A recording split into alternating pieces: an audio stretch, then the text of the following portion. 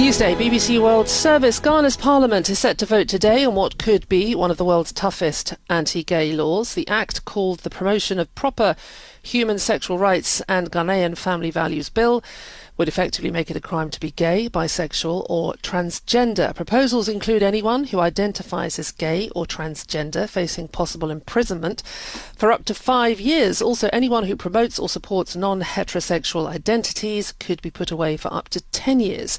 The bill also includes requirements to denounce suspects. Let's talk to Samuel Nate George, Member of Parliament and one of the main sponsors of the bill. He joins us on the line now from Ghana. Welcome to Newsday. A very good morning to you, Claire, and to your listeners. Well, it's good to have you on the programme. You'll know the arguments against this, so let's get straight to it. Your critics will say this is a bill that is hateful in essence and is turning Ghanaians against one another. What do you say to that? Well, that's a very unfortunate reading for anybody or conclusion for anybody to draw, because this is a bill that enjoys the support. At the last research that was carried out by a private civil society organization, 93% of Ghanaians support this position. Laws are a reflection of what society desires. The UK, for example, has laws that reflect what the British people want. Brexit is a reflection of what the British people wanted. It's not a reflection of what everybody wants, but it's a reflection of what majority of the people want.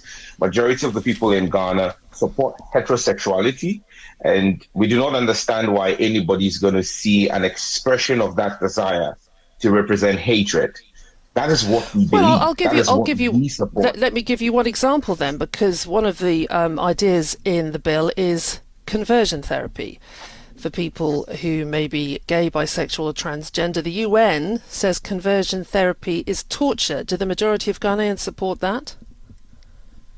Well, again, that's a question of both things. I mean, and that's the interpretation that you're putting on it. In the bill, you don't see us say we're offering conversion therapy. Nowhere in the bill is that. You are suggesting conversion therapy. What we discuss in the bill, or what is offered in the bill, is approved medical treatment that is approved by the Ghana Medical Association. And that is the standard in Ghana. The Ghana Medical Authority and Ghana Medical Association approves all medical treatments that are given. So in the bill, there is no talk of conversion what is therapy. That if not conversion therapy against the will of the people who may be gay, bisexual or transgender?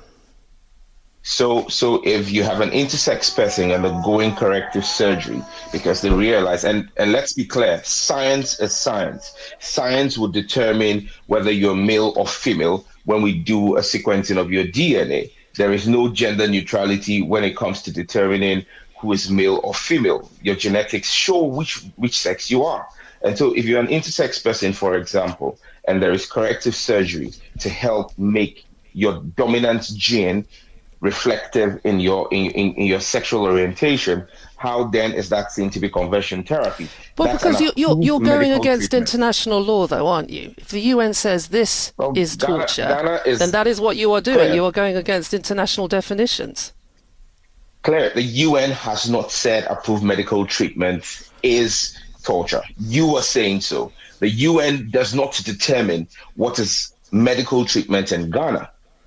Ghana is governed by its own laws, not by the UN. And let's be clear, the UN has not made homosexuality a human right. The UN has not had any votes in the General Assembly. In fact, the Ghanaian government has had the occasion to say to the homosexual cabal, if you want to have a vote on this, table it before the UN General Assembly and let us have a vote on it. And then we will be guided by it. But to come in through the window and say that the UN has banned a conversion therapy, nowhere in our bill does the bill talk about conversion therapy.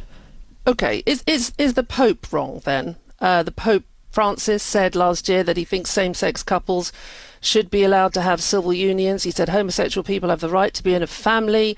They are children of God and have the right to a family. The head of one of the largest Christian faiths in the world. Is he wrong?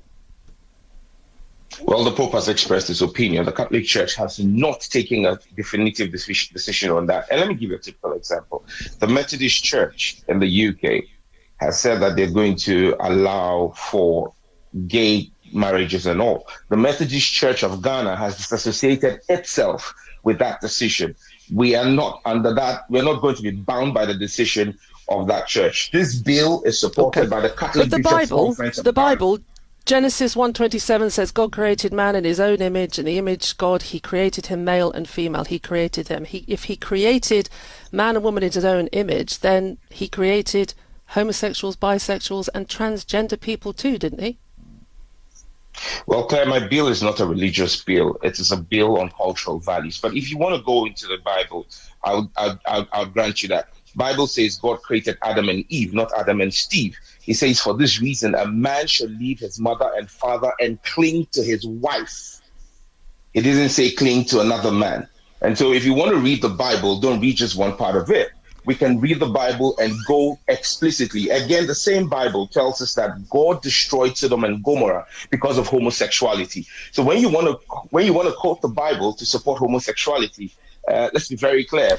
Well, I'm not doing that. I'm merely testing your arguments out, as millions of people listening to this around the world would do in my position too. That's my job as a journalist. But we thank you. Sure. We thank you very much for joining us on Newsday. Samuel Nati George, Member of Parliament in Ghana, one of the main sponsors of